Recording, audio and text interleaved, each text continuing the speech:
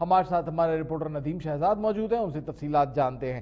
جی ندیم شہزاد، کیا حالات ہیں عروس البلاد کراچی کے؟ کراچی کی رونقیں بحال ہوئیں؟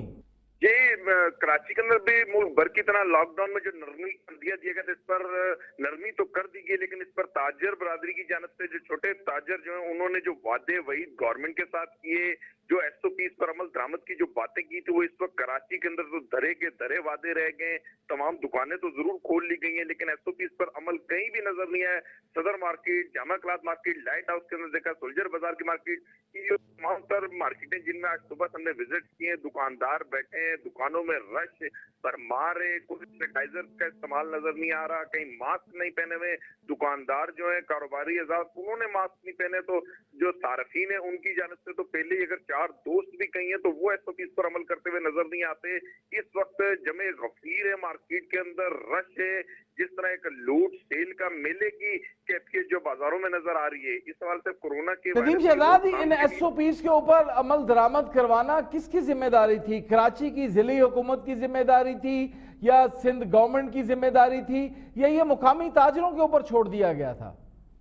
جی، اس حوالے سے سندھ حکومت تو ایک ہی بات کرتی جا رہی کہ اب جو بھی صورتحال پیدا ہوتی ہوگی اس کی ذمہ دار وفاق ہوگی۔ اس وقت نبیل گبول نے بھی یہ بات کی تھی اور سندھ حکومت کی جانب سے بھی کہی جا رہی ہے، لیکن یہاں سندھ حکومت کی جانب جو پولیس کی جو ناکے، جو چیک پوسٹ ہے اور وہ پولیس اہلکار جو مارکیٹوں میں ہوٹر بجاتے ہوئے نظر آتے تھے، دور دور تک کہیں نظر نہیں آ رہے، بلکہ ہمیں تو اس ذرائع کی یہ بھی خبر ہے کہ پولیس اہلکاروں نے دکانداروں کو ایک پتے پردہ پیغام بھی دے دیا ہے کہ ہماری عیدی کا خیال رکھنا، بس بقایا دکانیں کھولیں، کاروبار کریں، رش ہے۔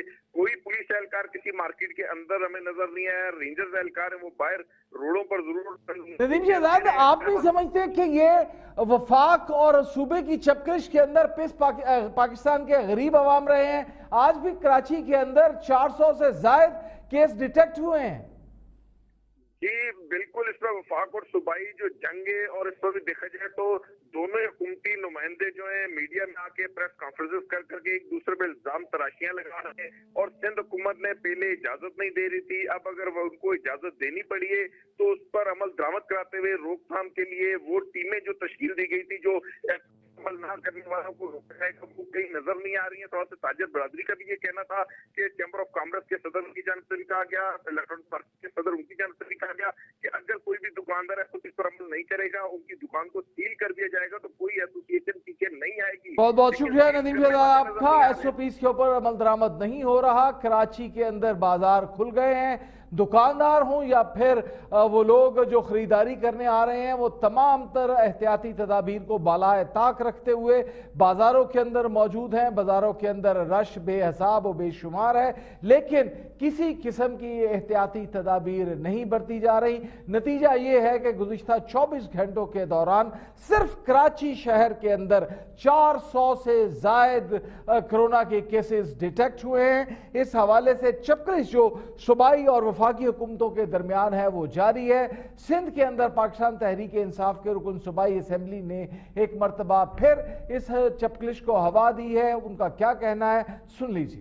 ان کے جتنے ہاسپٹلز ہیں ان کا برا حال ہے۔ 12 سال میں پاکستان پیپلز پارٹی نے ایسا محسوس ہوتا ہے کہ پرپسلی اپنے سارے ہاسپٹلز کو تباہ کیا ہے۔ 2.5 ارب روپے آپ نے اس وقت کرونا کے نام پر لگا دیا ہے، اس کا ذرا آڈٹ تو کرائیے، وہ پیسہ جا رہا کہاں ہے؟ 450 یا 500 ٹیسٹ جو ہیں وہ پیر کے گوٹ میں جا کے کیے گئے، اور پتہ چلا کہ 80% لوگ جو ہیں وہ پازیٹیو آئے ہیں۔ اب ان لوگوں نے جب آ کر شہر میں ٹیسٹ کرایا تو ان کے ٹیسٹ جو ہیں وہ نیگیٹو آئے ہیں۔